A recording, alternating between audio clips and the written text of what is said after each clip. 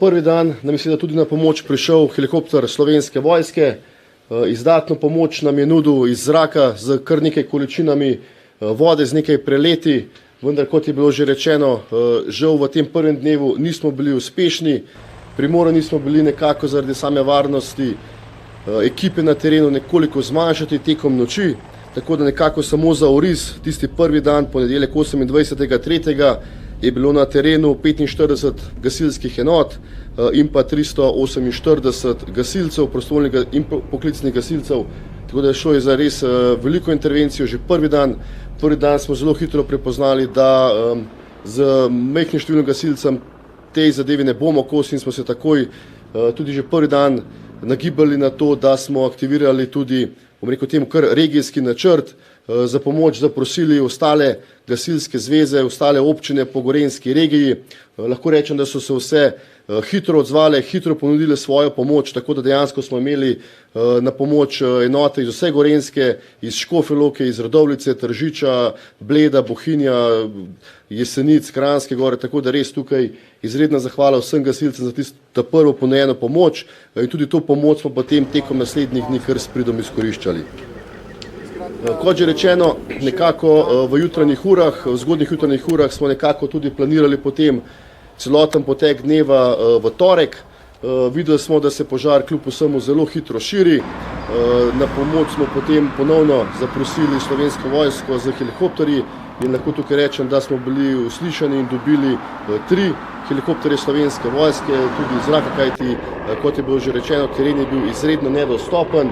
Edina pot, ki nekako je vodila oziroma ki vodi do samega požara, je ta pot, ki jo vidite tekom hriba.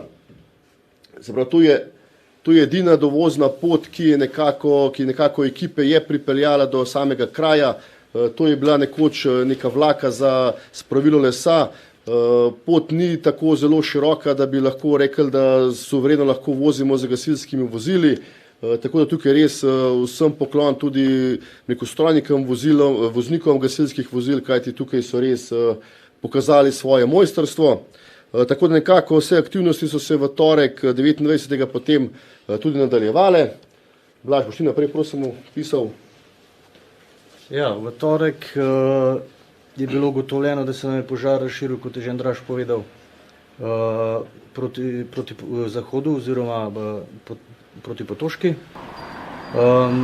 Enote, ki so bile aktivirane v torek, so poskušale en predel zaščititi tudi v spodnjem, 3. sektorju smo ga poimenovali, in sicer naselje Potoče. Ugotovljeno je bilo, da se požar lahko širi tudi na južno stran pobočja Potoške gore in zato smo tam želeli zaščititi vse hiše oziroma tudi prebivalce. Na vso srečo nam ni bila potrebna kakšna evakuacija. To je bil drugi dan, lahko rečemo, v popoldanskih urah. Mogoče bi predstavil te 3 sektorje, ki smo jih mi formirali, se pravi štabno mesto, potem smo pa dali sektor 1, je bil ta zgornji del, kjer je bilo v bistvu tako, tam je bilo najbolj živahno, seveda termika dela svoje, požar se širi gor in tukaj gor so gasilci praktično dali od sebe nadčloveške napore. Sektor 1, sektor 2 je bil tukaj, ko se reče temu področju, temu travniku pristava, in pa sektor 3. Tukaj smo naredili neko črpališče in pa napajališče in cevovod smo vlekli v tej smeri nad naseljem, zato da smo to naselje od spodaj, to kmetijo, in pa tukaj te stanovanjske hiše ščitili. Zdaj gasilci požrtvovalno, ki so napredovali, so recimo po temu pobočju, ki je res izredno strmo, iz tega sektorja so prihajali po temu grebenu gor in so prišli praktično že s sektorem 1 skupaj. Sektor 2 je pa ščitil ta predel, kajti ko je veter začel iz vzhoda pihati, je ogrozil tudi kočo na Jakobu. Tale zob, se pravi na Potoški babi, nam je en večer, ko smo mi iz Kremsarjeve planine je bil lep razgled na ta del Potoške Babe. Smo videli, da nam je požar ušel čez rob. Potem smo skomunicirali z ekipam, ki so bili na terenu, da so se prebili čez rob. Teren je bil res toliko strm, da so gasilci mogli si pomagati, ker so se prebijali do samega žarišča, da so se oprijemali cevi in tisto noč so na temu predelu Potoške Babe uspeli toliko z vodo zaliti ta del, da nam vsa zadeva ni v bistvu ušla v smeri Javorega vrha in pa proti Čimšeniku. Policija je bila o nastanku požara nad vasjo Potoče obveščena 10 do 4 ure popoldne v ponedeljek. Prvi naš ukrep je bil poklic gorske policijske enote, letalske helikopterske enote, ki je opravila pregled območja z namenom ugotoviti, ali se tam zadržujejo kakršnekoli občani, prebivalci, pohodniki in če bi bilo potrebno seveda tudi izvesti evakuacijo, reševanje iz tega področja z namenom varovanja življenj. Kasneje so bile naloge policije omejene, predvsem v omogočanje učinkovite intervencije vsem službam, kot ste bili že obveščeni, je bilo kar intenzivno, kar pomeni, da smo usmerjali promet, varovali nadzor dostop do mesta intervencije, usmerjali promet v samem kraju, preddvor, ki je bil zaradi zgostitev in vpoklica dodatnih enot kar intenziven. Pri temu seveda so nam pomagali tudi redarji iz Kranja, kakor tudi je bilo zelo zanimiva naša vloga pri zagotavljanju varovanju črpanja tako vode, helikopterjev Slovenske vojske v Zbiljskem jezeru, kakor tudi na območju Bohinjskega jezera, kjer je vodo zajemal kanader hrvaških varnostnih organov oziroma hrvaške gasilske službe. Istočasno, kakor so dopuščali pogoji, glede na to, da je bila še požar še v veliki intenziteti in seveda tudi intervencija, pa smo že začeli zbirati informacije, prve o morebitnem vzroku in povzročiteljih in nastanku tega požara, tako da že imamo zbrane določene informacije, imamo že tudi prve fotografije o nastanku požara, več so vam kolegi že povedali.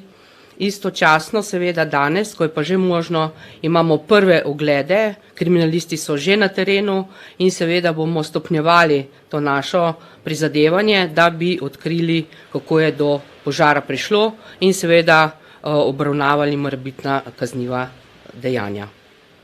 Toliko za enkrat. Hvala lepa za izčrpno poročilo. Zagotovo nekdo, ki je zvozil največ vode na Jakob in Potoško goro, pa je Slovenska vojska. Vabim podpolkovnika gospoda Roberta Špernjaka, da z nami deli misli.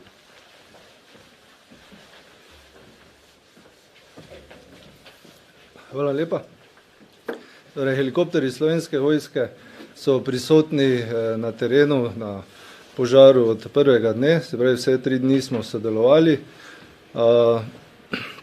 in skladno z razvojem situacije stopnjevali tudi prisotnost. Tako smo zadnji dan bili prisotni z 4 helikopterji. V tem času smo s helikopterji naleteli 37 ur na leta, smo bili v zraku in v teh urah smo 330 krat odvrgli vodo na samo pogorišče. To pomeni, skupna količina vode je bila odvržena 400 tisoč litrov. Gasili smo z 2 različnima tipoma helikopterjev, Bell 412, ki v vrečo zajame 1100 litrov vode, in Cougar, ki v vrečo zajame 2400 litrov vode. Še enkrat se je pokazalo, da ta zmogljivost helikopterskega gašenja je izredno pomembna za Slovenijo, sploh v teh časih, sušnih časih in predvsem sodelovanje z gasilci na tleh potem lahko privede do pozitivnih rezultatov. Hvala, kot že rečeno, danes lahko govorimo o uspehu zadnjih nekaj dneh, ne samo zaradi pomoči posameznikov in organizacij, ampak tudi zaradi lepega oziroma temu zdaj rečemo lepega vremena. Med nas pa vabim predstavnika Gorsko-reševalne službe Kranj, gospoda Andreja Kecmana, ki nam bo povedal o njihovi vlogi, ker je pobočje dejansko težko oziroma skoraj nedostopno.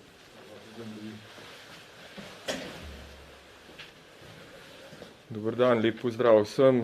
Andrej Kecman, predsednik Društva Gorske reševalne službe Kranj. Mi smo dobili s strani Centra za obveščanje obvestilo o požaru v popoldanskem času.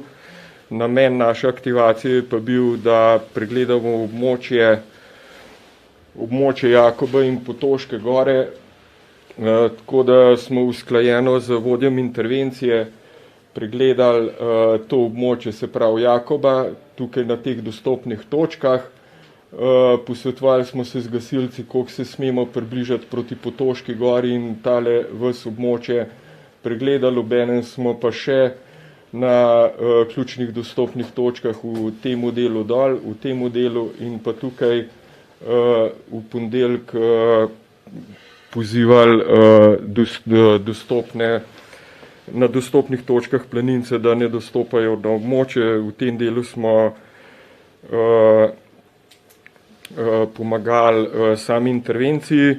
Je treba poudariti, da je ta območje Jakoba in Potoške gore izredno priljubljena izletniška točka. Nadalje, ko smo nekako smatrali, da je območje prazno, smo pa v štabu imeli stalno ekipo za primer poškodb, obenem pa tudi za eventualen prevoz moštov ob samem dovozu ali pa tudi v primeru evakuacije. Enkrat se je dejansko izkazalo, da je bila potrebna pomoč pri evakuaciji gasilcev z Potoške gore v smeri Čemšenika, tako da smo jih šli z 2 našimi avtomobilama in enim gasilskim vozilom iskati. To bi bilo, kar se našega dela tiče, moram pa poudariti, da je bila ta koordinacija in pa naše sodelovanje zgledno in pa izredno dobro. Bi se ob enem res zahvalil vsem enotam in štabu civilne zaščite, vsem gasilcem za res zgledno sodelovanje. Hvala lepa. Hvala lepa. Obveščeni ste bili, da je bilo tudi nekaj poškodovanih gasilcev, lahko bi bili poškodovani tudi občani ali drugi, zato smo hvaležni in veseli, da je z nami Lili Žura, direktorica zdravstvenega doma Kranj, in bo podala nekaj informacij v zvezi s prisotnostjo nujne medicinske pomoči. Ja, lep pozdrav. Tako kot za vse druge službe je tudi za nas bil to izjemen dogodek, na katerega smo bili pa mogoče pripravljeni bolj teoretično kot praktično. Prvič smo se srečali s tako velikim požarom v tako velikem obsegu na našem področju. Obveščeni smo bili o požaru takoj, vendar takrat še niso potrebovali naše pomoči. Ko pa so jo, bom rekla, izrazili željo po naši ekipi in prisotnosti, smo se odzvali v približno 1 uri in tudi takoj zjutraj kasneje vzpostavili sistem, kako bomo pokrivali približno za 5 dni katere enote. Se pravi, potem vključile so se tudi ostale urgentne enote iz cele Gorenjske, tako kot gasilci. Glede na to, da je bilo 1100 ljudi na zelo težkem območju, poškodovanih pa samo 4, se pravi, da je bilo delo gasilcev in vseh ostalih služb izjemno, tako da se tudi z naše strani vsem skupaj zahvaljujem. Nas smo se pa tudi mogoče kar nekaj naučili in verjetno bo potrebna še kar kakšna koordinacija vseh služb in pa izdelava načrtov v takem primeru. Hvala lepa. Hvala lepa. Med nas, oziroma v takojšnji aktivaciji v ponedeljek se je formiral in aktiviral tudi štab civilne zaščite. Aleš Drekonja, poveljnik štaba civilne zaščite Preddvor, pa bo delil predvsem o začetkih.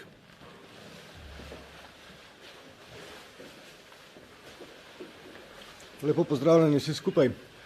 Takoj po prijetnem obvestilu o požaru in pa informacijah, da se ta zadeva nenormalno hitro širi, so bile sprejete nujni ukrepi.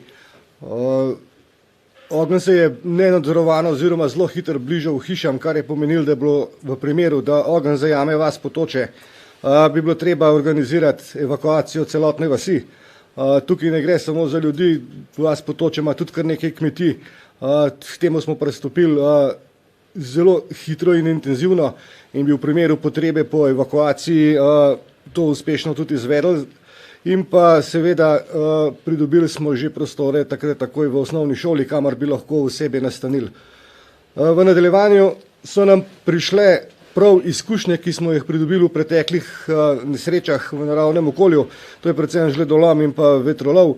Tukaj moram reči, da imamo in civilna zaščita, predvor in predvorski gasilci izkušnje, katerih vsem, če jih ne bi bilo, ampak smo lahko s pridom uporabili vse te stvari, ki smo jih v preteklosti usvojili. V nadaljevanju seveda po aktivaciji takega števila gasilcev je bilo treba v štabu zagotoviti za vse te ljudi mesta za počitek, prehrana, zadostne količine vode, pijače, ker že tako, kot je prej kolega Andraž povedal, prišli so izmučen, izčrpan in na tem mestu je bilo treba poskrbeti za prostor za počitek, za hrano, za pijačo z lokalnimi gostinci, s katerimi imamo že po načrtu pogodbe, so nam sproti dostavljali čez celo noč hrano, pijačo, bencinsko črpalko v Tupavličah je bila angažirana in je bila odprta non-stop 24 ur vse dni, da so se lahko vozila oskrbovala z gorivom.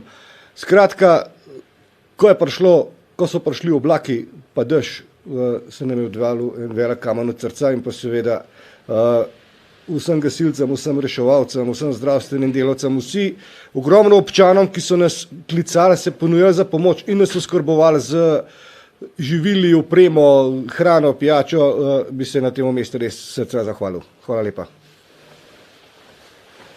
Spoštovani vsi prisotni, ob tako veliki intervenciji in vseh napornih dneh ter neprespanih nočeh je težko zbrati besede, ki bi dovolj dobro opisale mojo hvaležnost vsem gasilcem, civilni zaščiti, županu predvora, policistom, nujni medicinski pomoči, gorskim reševalcem, Slovenski vojski, hrvaškim kolegom in ostalim, ki so pomagali pri gašenju požara.